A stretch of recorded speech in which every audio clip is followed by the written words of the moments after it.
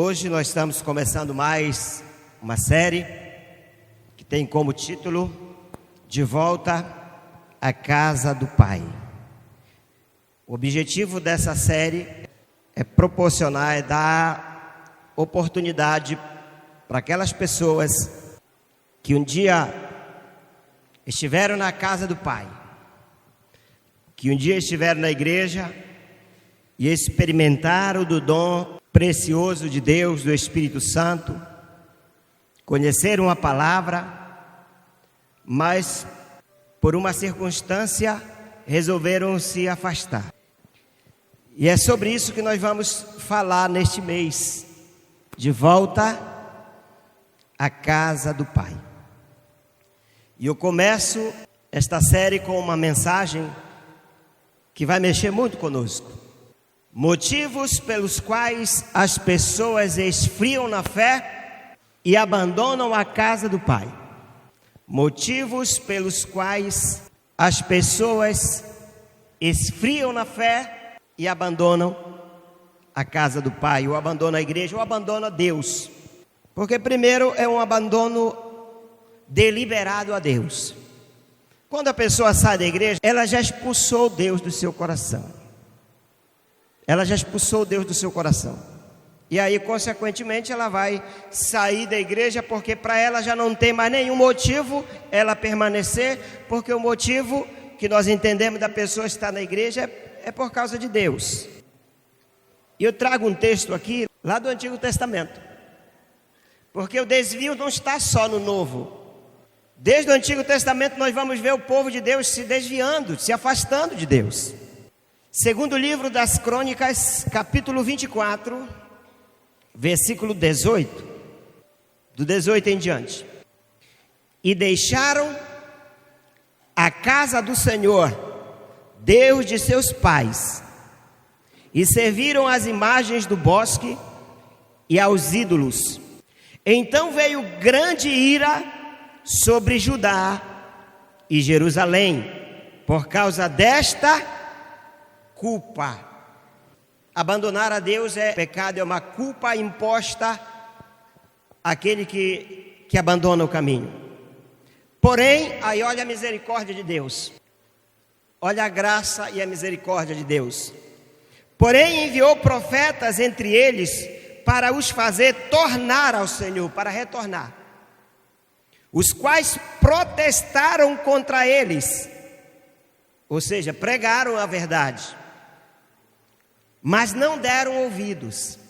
E o Espírito de Deus revestiu a Zacarias, filho do sacerdote Joiada, o qual se pôs em pé acima do povo e lhes disse: assim diz Deus, porque transgrides os mandamentos do Senhor, portanto não prosperareis. Porque deixastes o Senhor, também Ele vos deixará. E eles conspiraram, aí os desviados, e eles conspiraram contra ele, contra o profeta e contra o Espírito Santo. E o apedrejaram com pedras por mandado do rei, no pátio da casa do Senhor. Assim o rei Joás não se lembrou da beneficência que Joiada, pai de Zacarias, lhe fizera. Porém matou-lhe o filho, o qual morrendo disse: o Senhor o verá e o requererá, o Senhor pedirá contas. Então nós vemos desde o Antigo Testamento o desvio do povo, e cada desvio havia consequências sérias.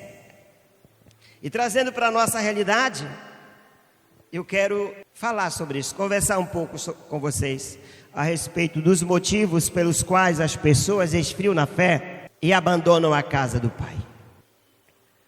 Há uma narrativa entre os cristãos que é perigosa, e tem muita gente que não está prestando atenção nisso.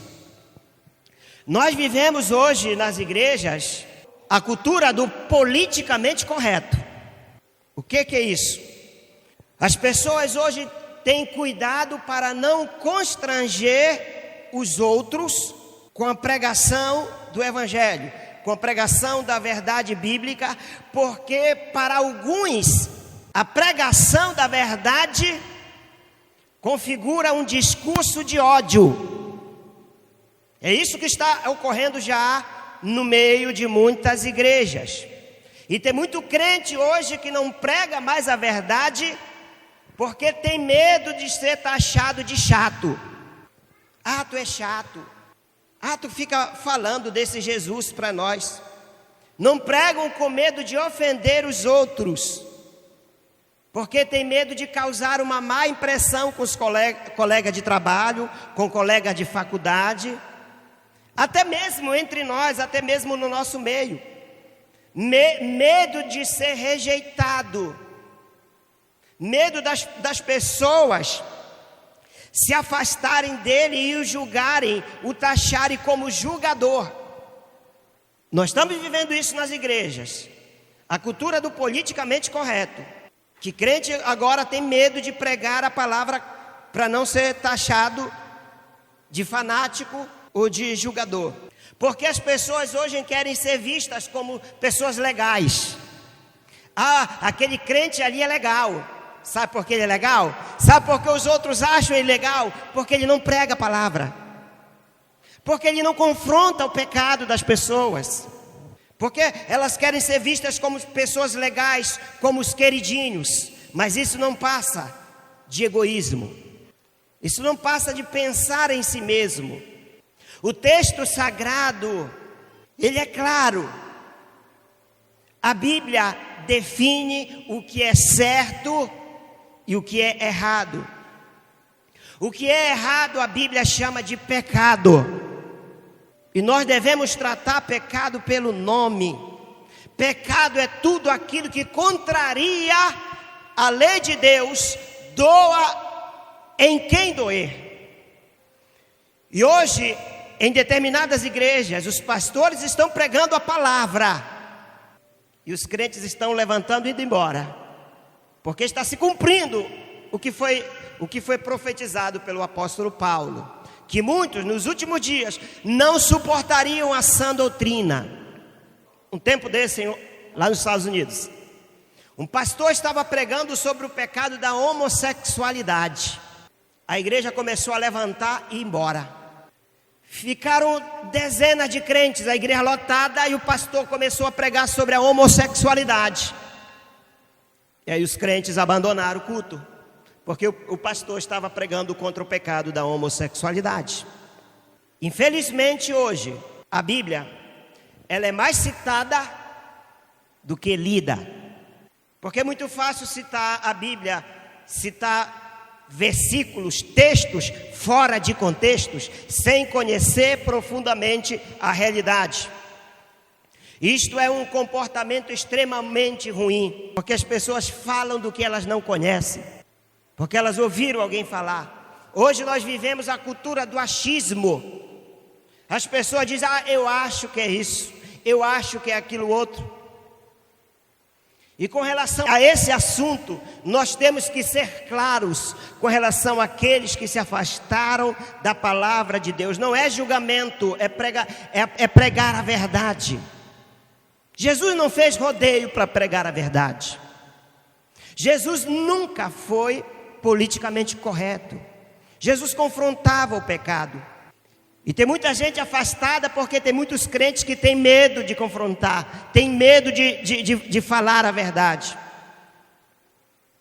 O que é que a Bíblia fala sobre isso? Qual a nossa responsabilidade diante de Deus e diante da sociedade como servo de Deus? Vamos checar alguns textos.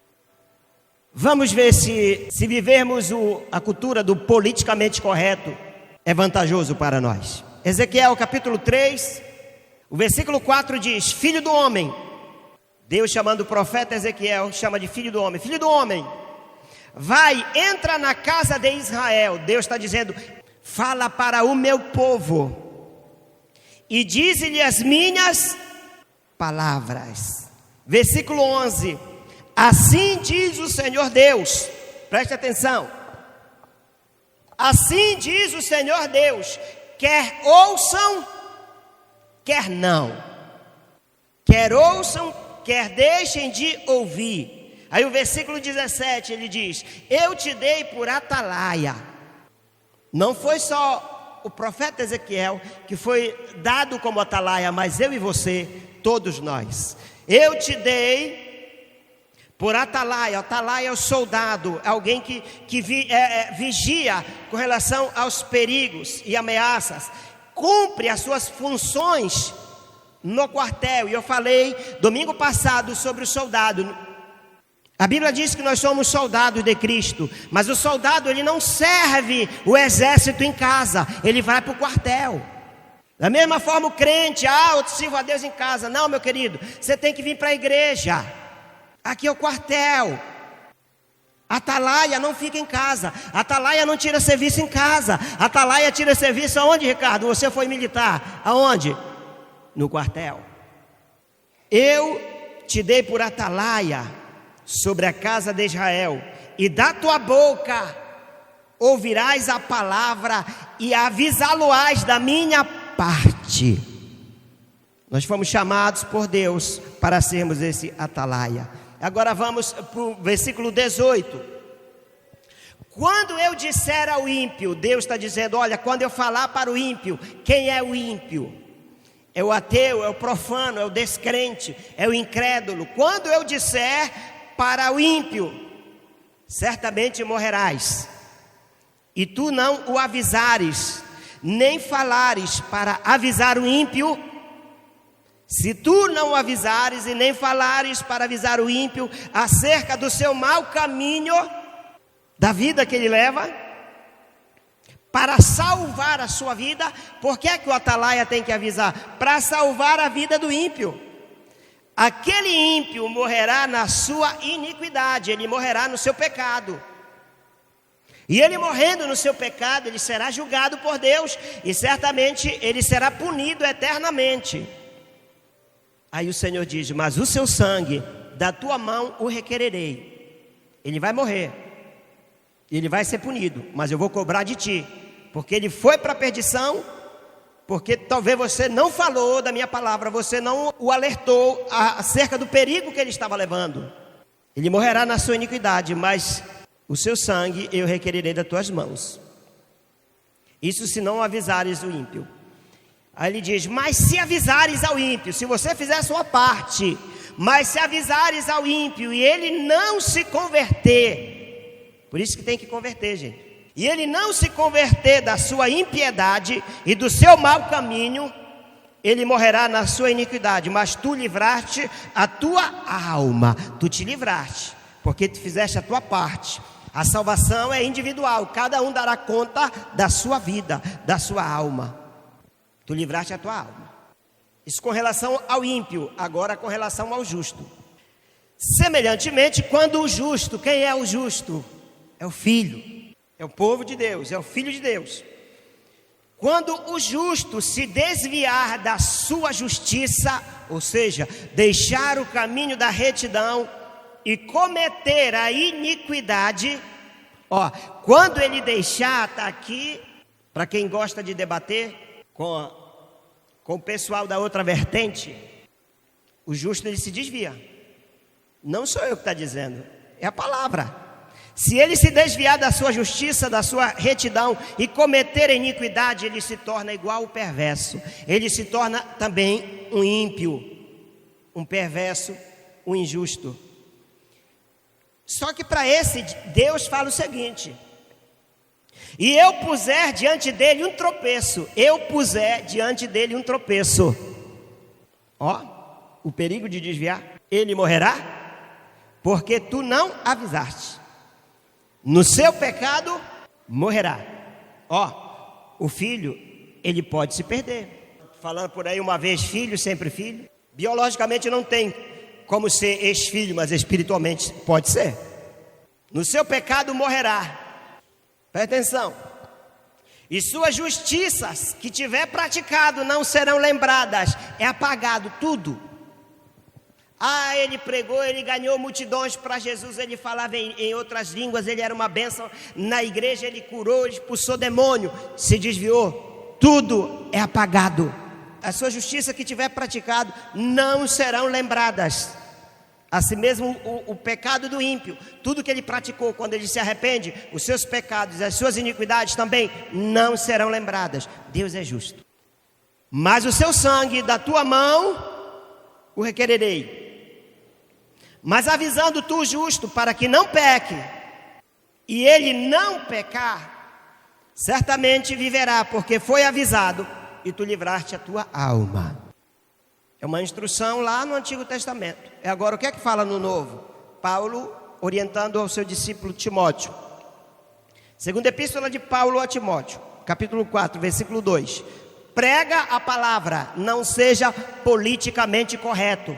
Prega a palavra, insiste, a tempo e fora de tempo, aconselha, repreende, encoraja, com toda paciência e sã doutrina. Quando você repreende, quando você exorta, você não é chato, você está sendo obediente.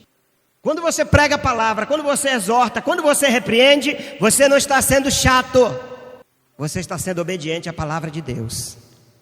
Hebreus 10, 25, isso aqui ainda é a introdução.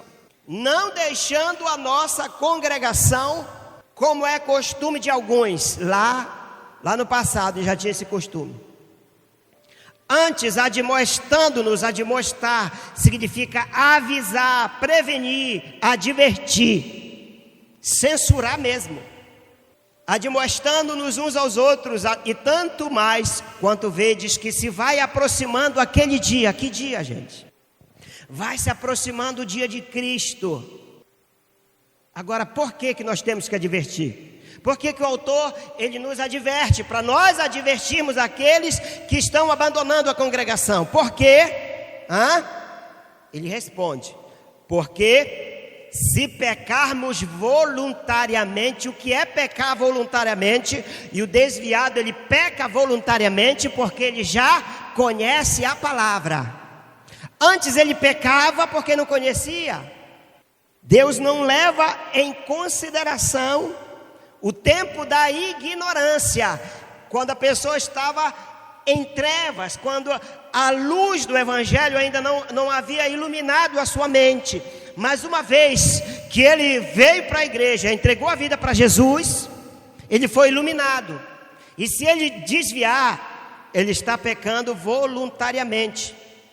Porque se pecarmos voluntariamente depois de termos recebido conhecimento da verdade, já não resta mais sacrifício pelos pecados. Significa que Jesus não vai mais morrer outra vez na cruz para pagar os pecados.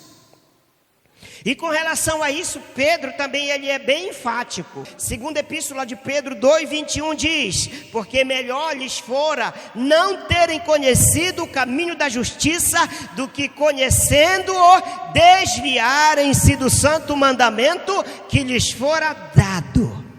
Já não resta mais, voltando a Hebreus, já não resta mais sacrifício pelos pecados. Se já não resta mais sacrifícios pelos pecados, o que resta então, se não se arrepender? O que é que resta? Ele continua: uma certa expectação horrível de juízo. Para quem diz que crente desviado não vai para o inferno, a Bíblia está respondendo que sim. Uma certa expectação horrível de juízo. E o que, gente? Ardor de fogo, que há de devorar quem? Os adversários. Mas esses que se desviaram também, eles serão devorados pelo fogo. Meus irmãos, com essas coisas aqui, não dá de ser politicamente correto. Não dá. Você prefere ser o bonzinho, ser o chamado de mente aberta, ser o legalzinho da turma, o politicamente correto, ou você prefere ser obediente à palavra de Deus? Você prefere ser o atalaia da sua família, dos seus amigos, Ou prefere que os seus familiares, eles façam igual o rico que clamou a Abraão: pede a Lázaro que vá na casa dos meus familiares e avisem que o inferno existe. O que é que nós preferimos? Sermos chatos, mas evitarmos deles irem para a perdição, ou pregarmos a verdade? Ele sabe, já conhece a palavra. Certamente, temos que fazer a nossa parte. Isso foi a introdução. Alguns motivos pelos quais as pessoas esfriam na fé e consequentemente abandonam Deus e a igreja. Primeiro motivo, por que as pessoas esfriam? Ou por que as pessoas saem da igreja? Primeiro motivo é porque nunca se converteram de verdade.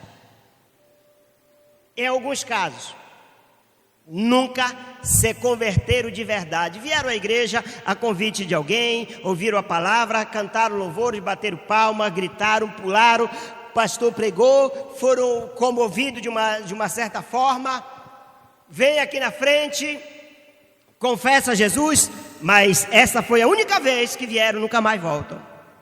1 de João 2,19 diz: eles saíram do nosso meio, mas na realidade não eram dos nossos, ou seja, nunca se converteram, nunca alcançaram a salvação. E aí João diz: pois se fossem dos nossos, teriam permanecido conosco. Quem nasce de novo, quem nasce de verdade permanece. Se fossem dos nossos, teriam permanecido conosco. O fato de terem nos abandonado revela que nenhum deles era realmente dos nossos, ou seja, nenhum deles se converteram de verdade. Tem muita gente que está na igreja, mas ainda não nasceu de novo. Precisa nascer de novo. Segundo motivo por que as pessoas estão esfriando na fé e abandonando as igrejas, porque é o cumprimento das Escrituras. As Escrituras estão se cumprindo. Primeiro, o que é que está acontecendo no mundo? A degeneração moral e espiritual do homem. A degenerar é apodrecer, é se estragar. A degeneração moral e espiritual do homem. Jesus falou sobre isso. Jesus falou sobre nossos dias. Nesse tempo, muitos serão escandalizados e trair-se-ão uns aos outros, e uns aos outros se odiarão. As pessoas se esfriam na fé e saem das igrejas por causa de escândalos, por causa de traição e por causa de ódio. O que é isso? É a degeneração moral e espiritual do homem. Porque onde há escândalo, onde há traição e ódio, significa que essa vida ainda não foi transformada. E surgirão muitos falsos profetas, o evangelho falso, pregadores falsos, e enganarão a muitos, engano. E por se multiplicar a iniquidade, o amor de muitos esfriará. E esse mal, essa seta, tem atingido de cheio o mundo cristão. Agora é Paulo que fala, 2 Timóteo capítulo 3, de 1 a 7. Saiba disto: nos últimos dias sobrevirão tempos terríveis. Nós estamos vivendo esse tempo. Não somente por conta do coronavírus, nem por conta dos desastres naturais que estão acontecendo, mas por conta da degeneração humana. Nos últimos dias sobrevirão tempos terríveis. Por quê?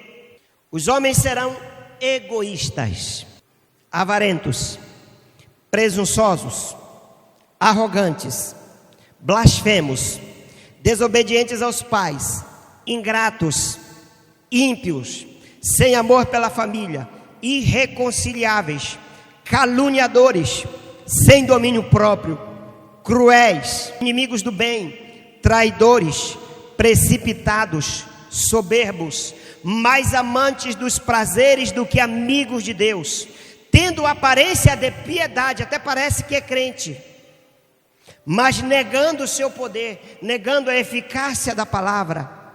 Aí Paulo diz: afaste-se também destes. São estes os que se introduzem pelas casas e conquistam mulherzinhas sobrecarregadas de pecado, as quais se deixam levar por toda espécie de desejos. Elas estão sempre aprendendo, mas não consegue nunca de chegar ao conhecimento da verdade. São essas características do homem do século 21. A degeneração de todas as coisas, a apostasia, o engano e a feitiçaria moderna. As pessoas estão esfriando na fé por causa da apostasia, mas também por causa do engano que está aí e por causa da feitiçaria moderna. O que é isso? 1 Timóteo 4:1. Mas o Espírito expressamente diz que nos últimos tempos apostatarão alguns da fé. Apostatar é abandonar a fé, é esfriar na fé, é abandonar a igreja, dando ouvido a espíritos enganadores e a doutrina de demônios. Enganados, sendo seduzidos por essa onda que acontece no mundo. Nos filmes, nas músicas, nas séries, nos desenhos animados, nos jogos, na internet, nas redes sociais. Feitiçaria moderna. Pessoas sendo enganadas. Esse é o segundo motivo. Cumprimento das profecias. Terceiro motivo, por que alguns esfriam da fé e abandonam a igreja? Porque não amadurecem. Valorizam mais a falsa felicidade, porque felicidade mesmo somente em Deus. Valorizam mais a falsa felicidade do que a verdade. Valorizam mais as coisas que agradam os homens do que as coisas de Deus. É passeio, é shopping. Nada disso eu estou dizendo que é pecado, que nós não podemos fazer. Mas a Bíblia diz que para tudo tem o seu devido tempo. Mas quando o crente não vem para a igreja, para ir para shopping, para ir para qualquer outro lugar, para ir para balada, para ir namorar, para ficar em casa assistindo Fantástico, Faustão, é muita falta de inteligência. Vamos ler Mateus capítulo 13. Jesus fala da parábola do semeador. E aqui ele faz uma síntese do que eu estou falando. A partir do versículo 15, ele cita primeiro a parábola e depois ele vai explicar o que ele queria dizer com a parábola.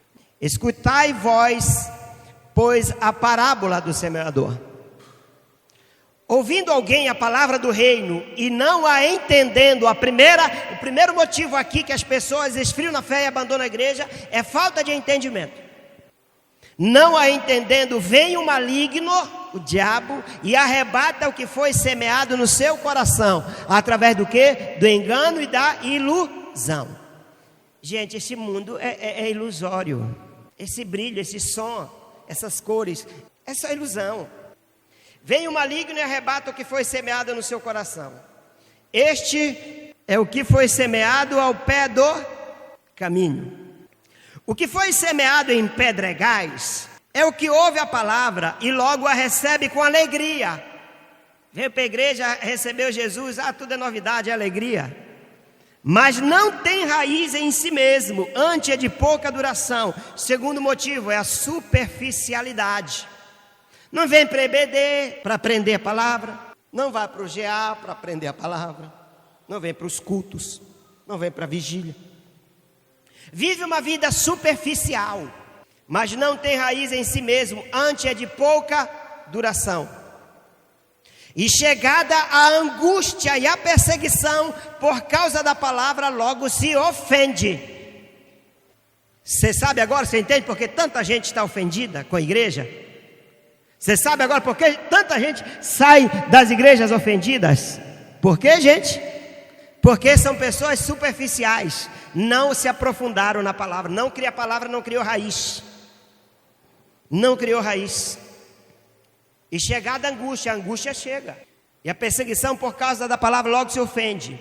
E o que foi semeado entre espinhos é o que ouve a palavra, mas os cuidados deste mundo e a sedução das riquezas sufocam a palavra e fica infrutífera. Tem gente correndo para ficar rico, tem gente correndo pelos seus negócios, tem gente correndo pelos seus estudos. Não estou dizendo que não é para correr, mas eu estou dizendo que a prioridade deles é essa. São as prioridades seculares, são os seus negócios. Eu tenho que fazer tal coisa hoje. Tem EBD, às vezes tem manhã de consagração. Eu tenho que fazer tal coisa. Você teve a semana toda para fazer. Você teve o mês todo, porque é uma vez no mês. E quando chega no dia da consagração, tem que fazer alguma coisa. Quais são os seus valores? Quais são as suas prioridades? Prioridades é o reino de Deus, é a nossa vida espiritual. O que nós estamos tratando aqui é sobre a eternidade. Não fica correndo atrás do vento. Prioriza Deus na tua vida. Mas o que cai, o que foi semeado entre os espinhos é o que ouve a palavra. Mas os cuidados deste mundo e a sedução das riquezas sufocam a palavra, está sufocada, não sabe, não conhece, porque não tem entendimento, é superficial. Além de não ter entendimento, é superficial, a palavra está sufocada. Mas tem um grupo que se salva aqui. Mas o que foi semeado em boa terra, presta atenção, é o que ouve, diga ouvir, compreender e dar fruto. Ouvir, compreender, não basta só ouvir, tem que compreender. Não basta só ouvir e compreender, tem que dar fruto. Mas o que foi semeado em boa terra é o que ouve e compreende a palavra e dá fruto. E um produz 100, outro 60 e outro 30. Ele fala aqui sobre ofensa. Chegada a angústia e a perseguição por causa da palavra, logo se ofende. Geralmente pessoas abandonam a igreja por causa de outras pessoas. Se você veio para a igreja por causa da palavra, por causa de Deus, do Espírito Santo, por causa de Jesus, ninguém, homem nenhum, vai fazer você sair da igreja. Mas se você veio para a igreja por causa de homens, o fulano era o meu discipulador, fulano era a minha discipuladora, me trouxe para a igreja. Se ele sair, você sai também. Porque você não está firmado em Deus, você está firmado no homem. Geralmente pessoas abandonam a igreja por causa de pessoas. E pessoas se decepcionam o outro. E aí quando alguém é ofendido, logo vai taxar, mas não vai taxar somente aquela pessoa, vai taxar a igreja toda. Essa igreja só tem hipócrita. Ela está sendo injusta, porque não são todos. Às vezes é uma, duas pessoas. E aí ela vai taxar o outro irmão de hipócrita e depois vai abandonar a igreja. Hipócrita tem em todo lugar. Tem hipócrita na escola, mas a pessoa não abandona a escola por causa dos hipócritas de lá. Tem hipócritas nas faculdades, mas ninguém sai da faculdade por causa dos hipócritas de lá. Tem hipócritas lá no trabalho, mas ninguém vai lá, pede a conta por causa dos hipócritas. Tem hipócritas no cinema, mas está lá assistindo o filme dos hipócritas.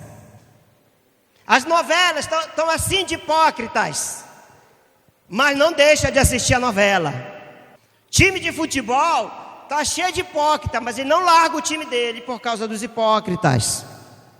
Está assim de hipócritas nas baladas e nas drogas, mas ninguém abandona esses meios por causa dos hipócritas. Mas quando é igreja, sai da igreja por causa dos hipócritas. Hipócrita. Está vendo como o homem é hipócrita? Isso é hipocrisia, gente.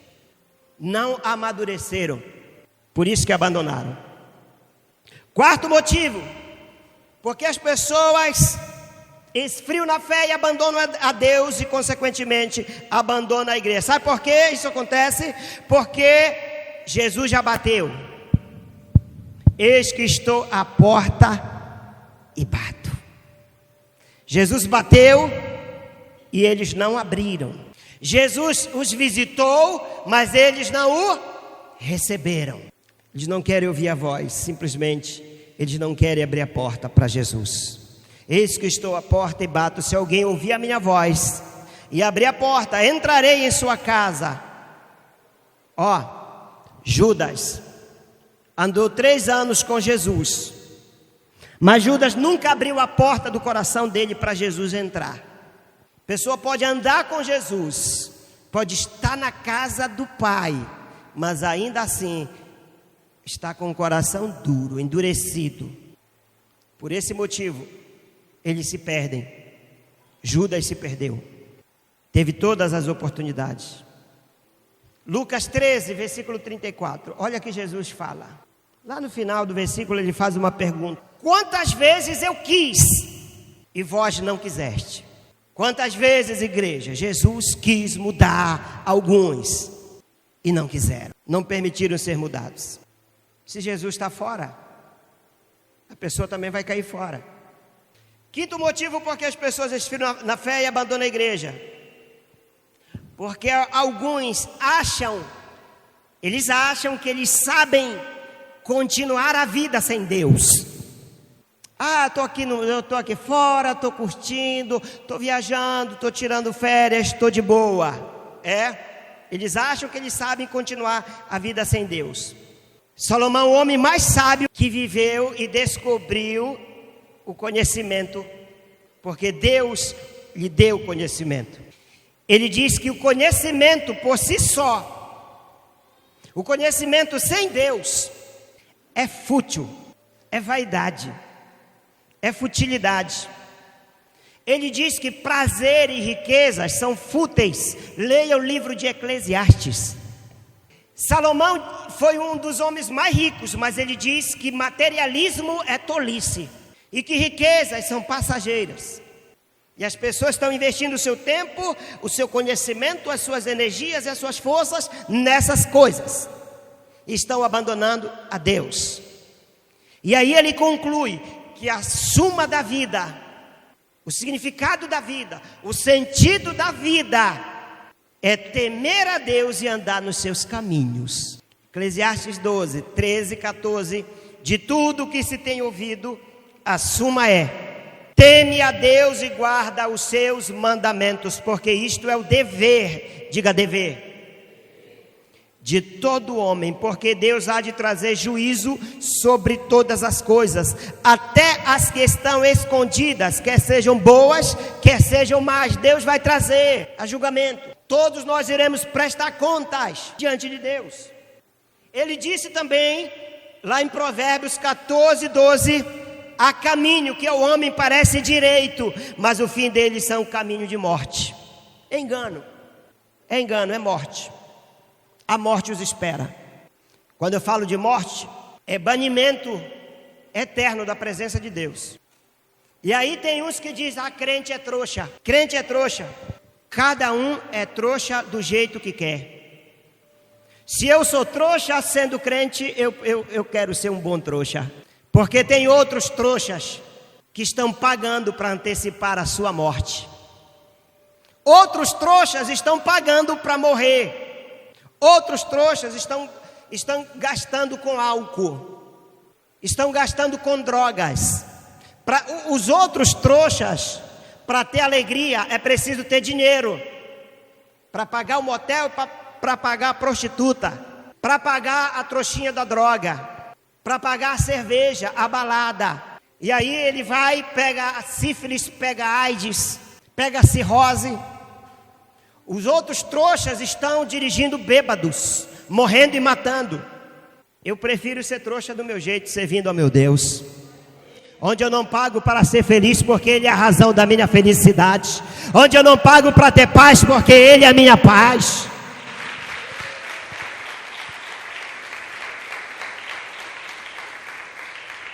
Então cada um é trouxa da maneira que quer. Eu sou trouxa à minha maneira. Sexto motivo pelo qual as pessoas esfriam na fé e saem da igreja.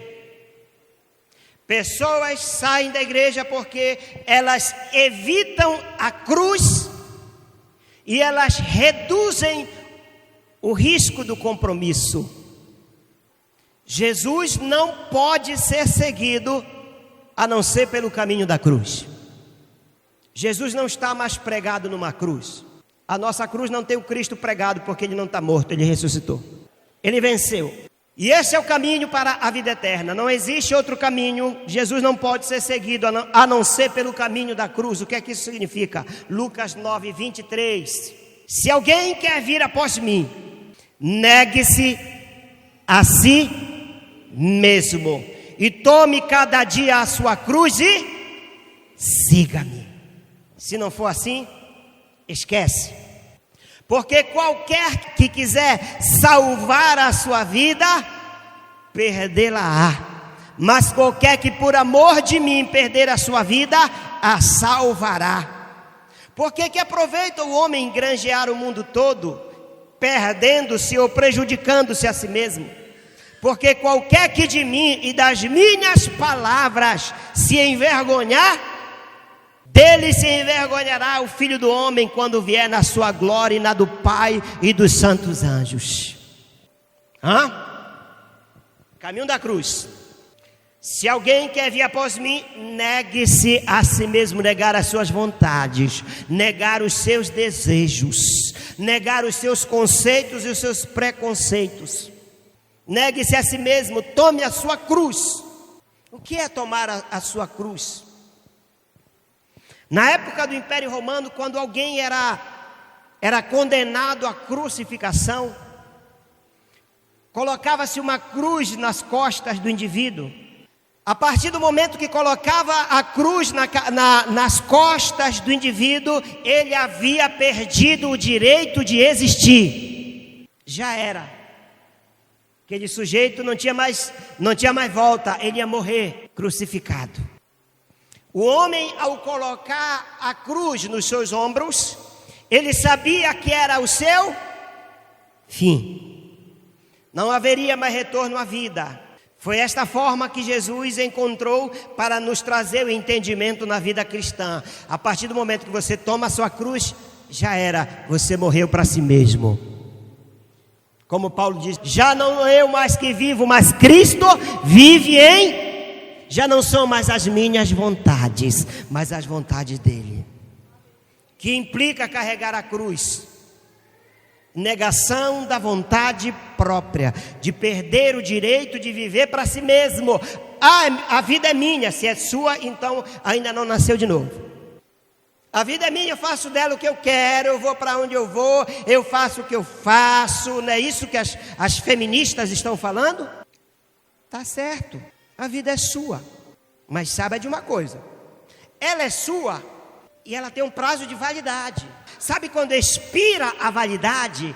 É quando a pessoa dá o seu último suspiro. Morreu.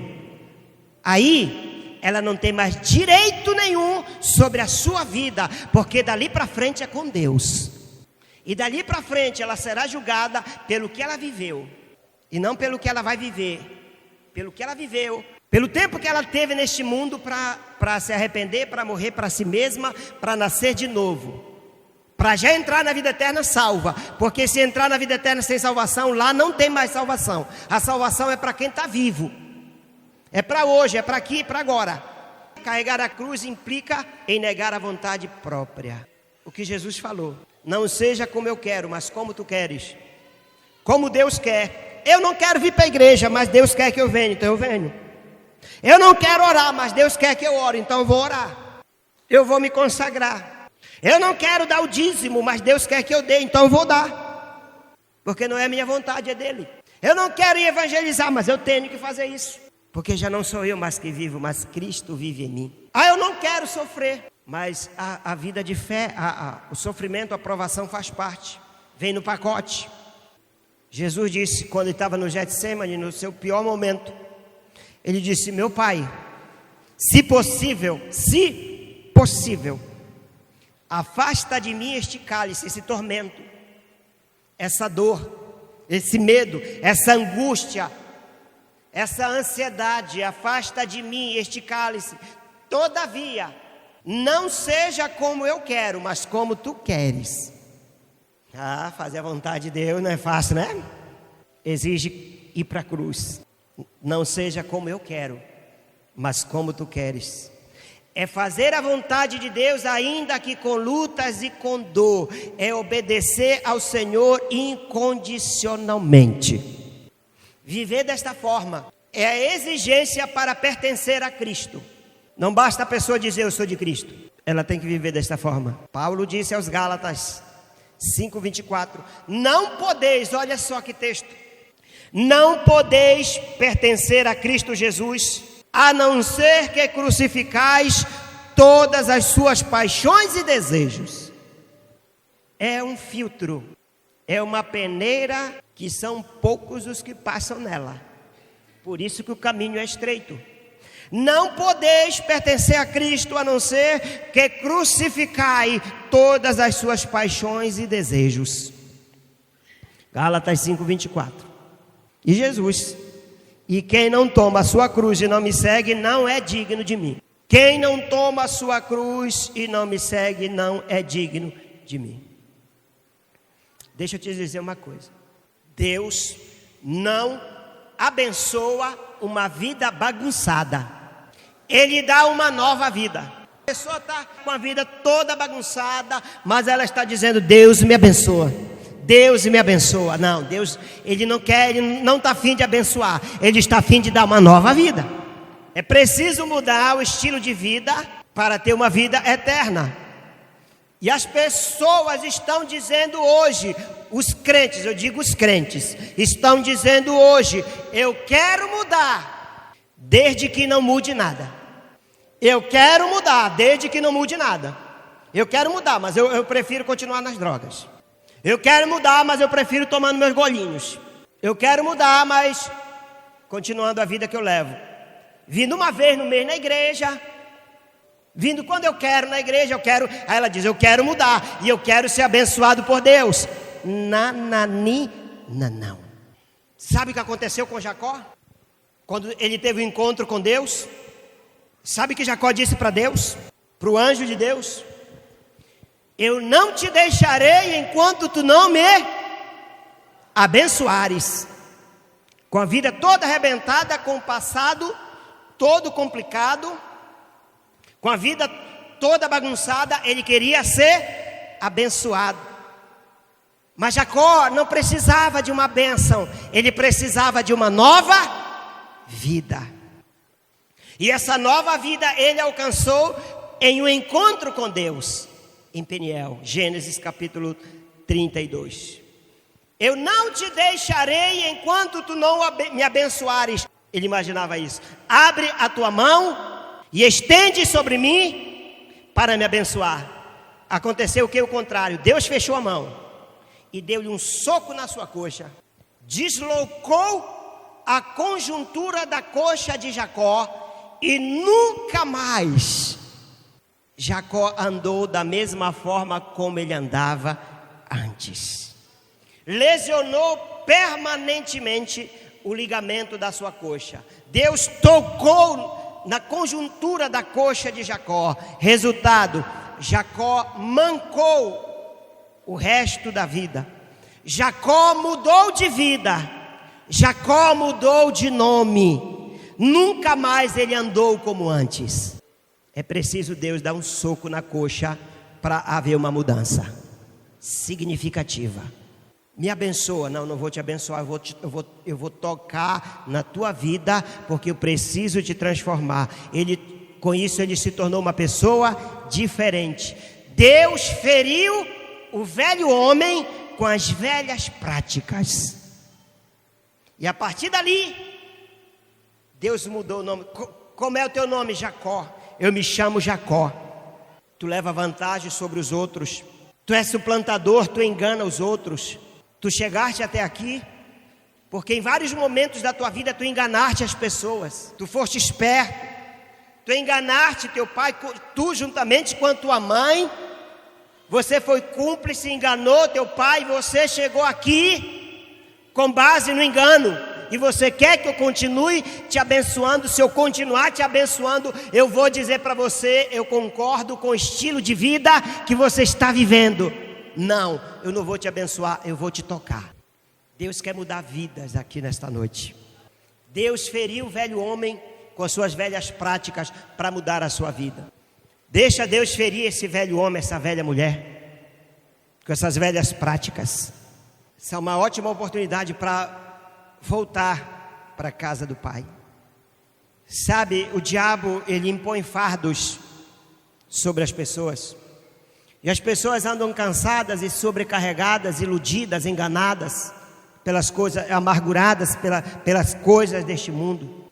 E várias pessoas que estão fora da casa do Pai, elas já foram tocadas, igual Jacó. foram tocadas, mas nunca foram mudadas. Se permita Deus tocar e mudar. Jesus disse: vinde a mim todos os que estáis cansados e sobrecarregados, e eu vos aliviarei. Jesus quer trazer alívio na alma. Tomai sobre vós o meu jugo e aprendei de mim, porque sou manso e humilde de coração, e encontrareis descansos para a vossa alma, porque o meu jugo é suave e o meu fardo é leve. Deus odeia o pecado. Sabe por que Deus odeia o pecado? Porque o pecado traz separação entre Deus e os homens. Porque foi por causa do pecado que Jesus ele morreu, para desfazer a barreira da separação. O caminho de volta para a casa do Pai é um caminho chamado arrependimento. Arrependimento é mudança. Deus busca mudança na vida do homem. Porque o Senhor vosso Deus é piedoso e misericordioso, e não desviará de vós o rosto, se condição, se vos converterdes verdadeiramente a Ele. Estou falando de 2 Crônicas 39, a parte B. Motivos pelos quais as pessoas esfriam na fé e abandonam a Deus. Às vezes não abandonam nem a igreja, abandonam a Deus, porque já não ora, está fria, está desanimada, vem aos cultos uma vez ou outra. E o Pai nessa noite, Pai amoroso, Ele nos chama de volta. Fique em pé. De volta à casa do Pai. De volta à casa do Pai. De volta à casa do Pai.